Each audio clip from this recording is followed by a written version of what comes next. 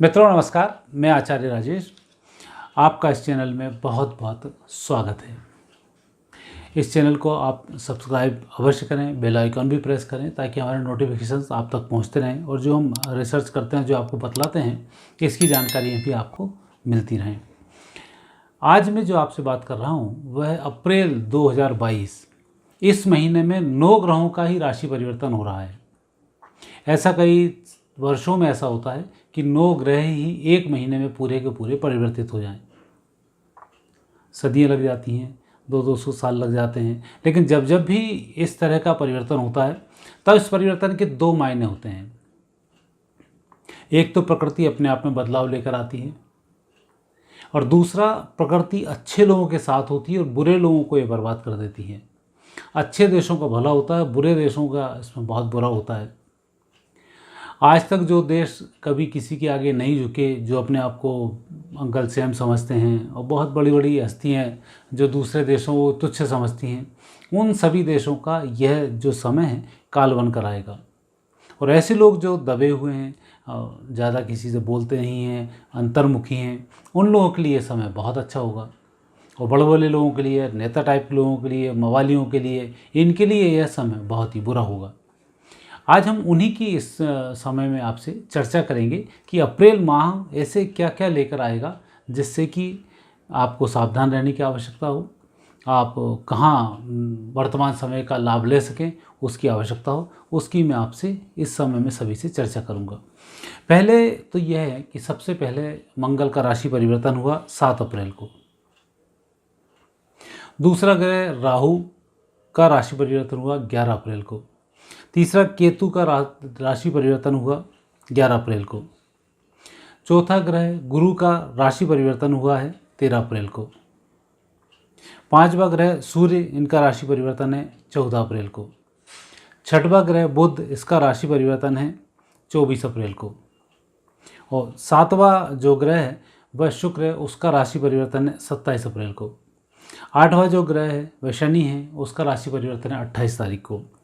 और चंद्रमा का राशि परिवर्तन शनि के आखिरी में लिया जाए तो 27 तारीख को चंद्र भी यहाँ से चेंज होकर गुरु के साथ प्रवेश कर रहे हैं। तो इन सभी ग्रहों का राशि परिवर्तन इसी महीने में हो रहा है। ऐसा जब भी आप पंचांग देखेंगे तो आपको बहुत ही मुश्किल से ऐसी घड़ी दिखाई देगी कि एक महीने में समस्त ग्रहों का परिवर्तन हो जाए। और इस परिवर्तन के मायने बहुत गहरे हैं। सबसे पहला, गुरु और शुक्र दोनों अपने अपने क्षेत्र के धुरंधर हैं, अपने अपने क्षेत्र के गुरु हैं। जहाँ शुक्राचार्य दैत्यों के गुरु हैं, वहीं गुरु जो प्रजापति हैं, बृहस्पति हैं, वो देवताओं के गुरु हैं। इन दोनों का एक साथ चलना, यह भी वही स्थिति राजा बलि के समय की कि वहाँ पर शुक्राचार्य और गुरु दोनों का एक संवाद है और उसमें संजीवनी का जो मंत्र है वह भगवान शुक्र के द्वारा, शुक्र गुरु के द्वारा दिया गया है। तो ऐसी स्थिति में जब 2 ग्रहों का एक साथ मिलना हो, ये तब की बात कर रहे हैं जब समस्त ग्रहों का परिवर्तन हो और इन दोनों का एक साथ आना हो।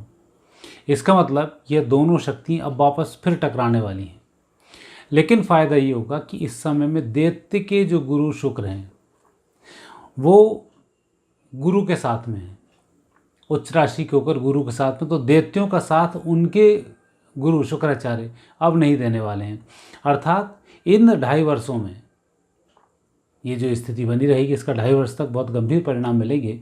2.5 वर्षों में जो विजातीय लोग हैं, विधर्मी लोग हैं और दैत्य टाइप के जो लोग हैं, किसी को कुछ नहीं समझते हैं, आतंकवादी हैं, अपराधी तत्व के लोग हैं, उन सब में हाहाकार मचने वाला है।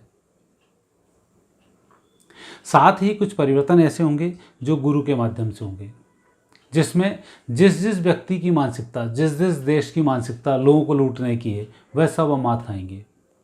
जैसा आपने चीन को देखा होगा, कोरोना फैलाने के बाद अब खुद चीन कोरोना से हाहाकार होकर खुद परेशान हो रहा है।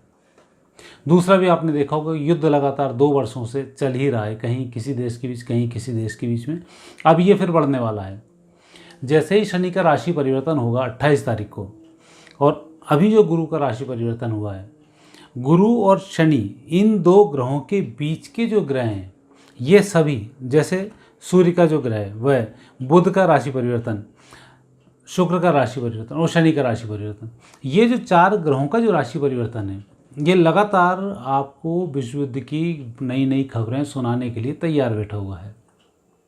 अभी यदि यूक्रेन और रशिया का युद्ध भी समाप्त 28 तारीख तक नहीं होता है तो यह भी विश्व युद्ध की ओर जा सकता है, क्योंकि अब 18 तारीख से जो समय विपरीत हुआ है, 13 तारीख से जो समय विपरीत हुआ है, यह समय लगातार अब विपरीत होता रहेगा और इसमें पूर्वी देश बहुत नुकसान में आएंगे, यूरोप को इसमें बहुत नुकसान होगा, चाइना की इसमें स्थिति बहुत ख़राब होगी, जैसा कि 5-6 टुकड़ों की भविष्यवाणी मैंने भी की है। और जो योग इसके चाइना के बन रहे हैं, बहुत अच्छे इसमें योग नहीं बन रहे हैं, तो वो स्थिति भी इसमें बहुत स्पष्ट दिखाई देती है।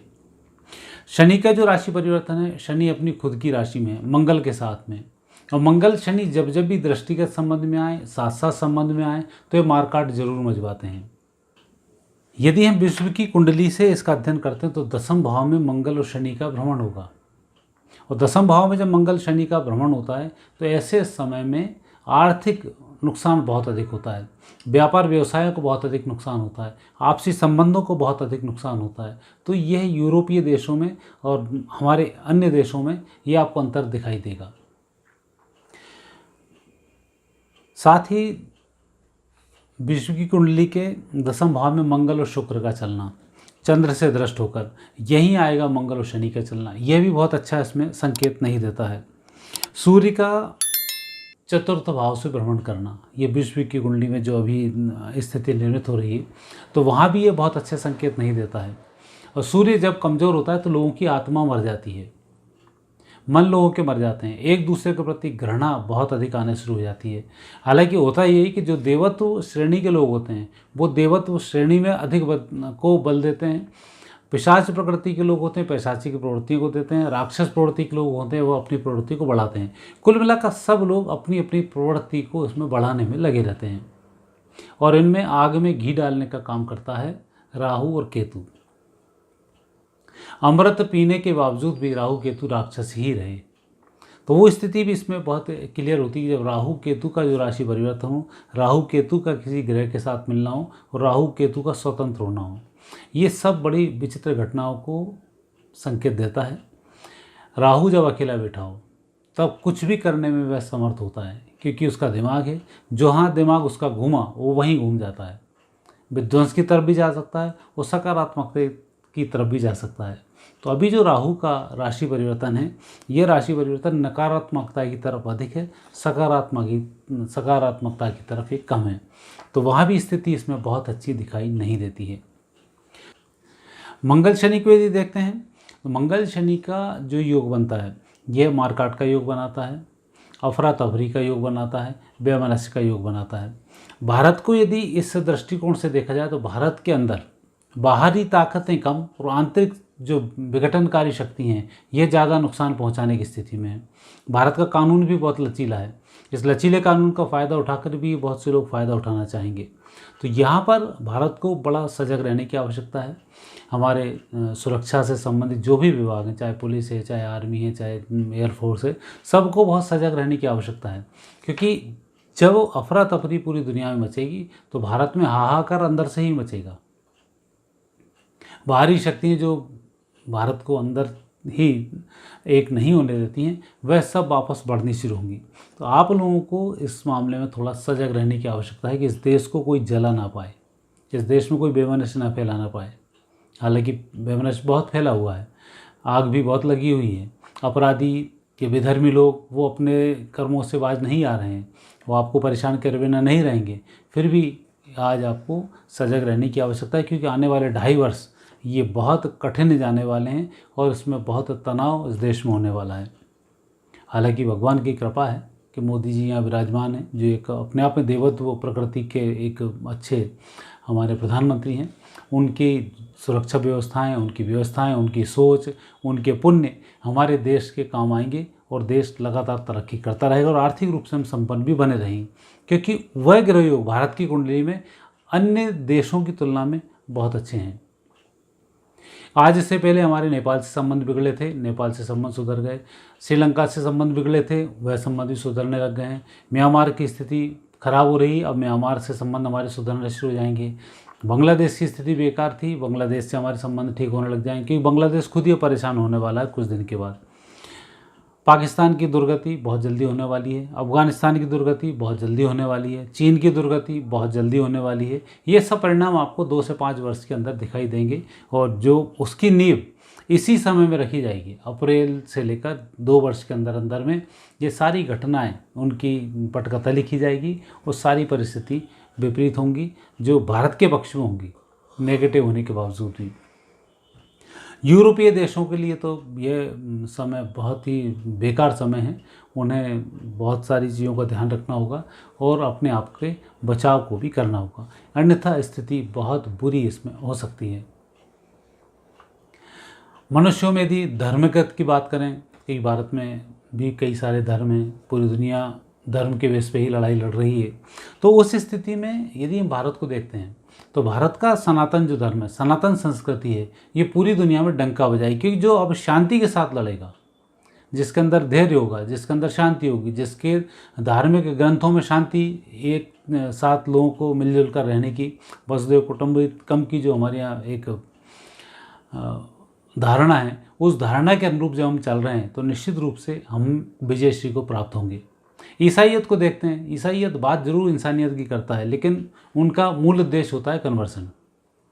ईसाई बनो तो बहुत अच्छा है, और आपकी जितनी मेहनत करेंगे, जितने अस्पताल खोले हैं, सबके काम यही है कि ईसाइयों में कन्वर्ट हो।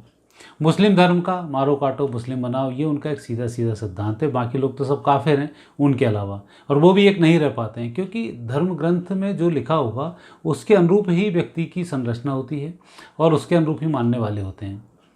आपके धर्म बतला देता है कि आप किस लेवल के व्यक्ति हैं, आपका क्या चाहते हैं, आपके परिवार के संस्कार बतलाते हैं कि आप क्या हैं, तो वो सारी चीज़ इसमें आ जाती हैं। तो अभी जो विपरीत परिस्थिति के लोग हैं वह निश्चित रूप से, चाहे किसी धर्म के हो, कैसे भी हों, उनके लिए ये समय काल बनकर आ रहा है। और जो अच्छे लोग हैं, धार्मिक लोग हैं, और एक संस्कृति को मानने वाले लोग हैं, और सबको लेकर चलने वाले लोग हैं, उनके लिए आने वाला समय बहुत अच्छा है। और अप्रैल का जो महीना है, विशेष मैं आज जो बात कर रहा हूँ, इस अप्रैल के महीने में बहुत सारी घटनाएं घटने वाली हैं। आज आपको भले ही ना दिखाई दे, लेकिन इस महीने के बाद जो लोगों के मनों में परिवर्तन होगा, जो सोचने में परिवर्तन होगा, वही परिवर्तन पूरी दुनिया के लिए एक नई दिशा देने के लिए आगे आ रहा है। लेकिन जो परिवर्तन हो रहा है वो परिवर्तन आसान नहीं है, उसमें आपकी भी बहुत बड़ी भूमिका है। आपको भी यहाँ पर सजग रहना है और धार्मिक आचरणों का आपको पालन करना है। साथ ही अपनी सुरक्षा के लिए भी आपको व्यवस्थाएं करनी है, साथ ही खाने पीने की व्यवस्थाओं के लिए भी आपको व्यवस्थाएं करनी है। कुछ अन्न आपके घर में भरा रहे, सरकार के भरोसे बैठना ठीक नहीं, क्योंकि जब व्यवस्थाएं बिगड़ती हैं तब आपने देखा होगा कोरोना जैसे काल में सब व्यवस्थाओं में कन्वर्ट हो जाती है। इस देश में 130 करोड़ लोग हैं, संभालना मुश्किल है। अच्छा था सरकार स्थिर थी, लोग स्थिर थे तो संभल गए। अस्थिर सरकारें होती तो सरकारें लूटने में लगी रहती, वो जनता की दुर्गति क्या होती ये आप आकलन भी नहीं कर सकते हैं। तो आप थोड़ा सा बचकर रहें। इस समय में जो राशि परिवर्तन होंगे, जो ग्रहों के परिवर्तन होंगे, ये लगातार अपने व्यवहार के अनुकूल, अपने दुर्व्यवहार के अनुकूल आपको परिणाम प्रदान करेंगे। आपके घर यदि कुंडली में गुरु अच्छा है तो गुरु आपको अच्छा परिणाम देगा, गुरु बेकार है तो गुरु बहुत बुरे परिणाम देगा। शनि अच्छा है, शनि अच्छे परिणाम देगा, शनि आपका बेकार है, आपको बेकार परिणाम देगा। तो उसके अनुरूप, कुंडली के अनुरूप अब ग्रह आपको परिणाम बहुत जल्दी प्रदान करेंगे, और यह 2.5 वर्ष तक आपके साथ चलता रहेगा। मित्रों, ये वीडियो डराने के लिए नहीं है, लेकिन ये वीडियो एक चेतावनी के लिए ज़रूर है कि आप इसमें सावधान रहें, सजग रहें, और इस समय का जितना हो सके उतना भगवत सत्ता के साथ भगवान का भजन करें, और पूरी दुनिया में शांति हो इसकी आप कामना करें। यज्ञ करें, हवन करें, पूजन पाठ करें। इनसे निश्चित रूप से कहीं ना कहीं मनोबल बढ़ता है, आपको फ़ायदा होता है, प्रकृति आपके साथ होती है। इन्हीं शब्दों के साथ मैं विराम लेता हूँ। आपको ये प्रोग्राम कैसा लगा आप मुझे कमेंट्स अवश्य करें, और यदि आपको अच्छा लगता है तो इसको सब्सक्राइब भी करें, बेल आइकॉन भी प्रेस करें, ताकि मेरे नोटिफिकेशन आप तक पहुँचते रहें। धन्यवाद।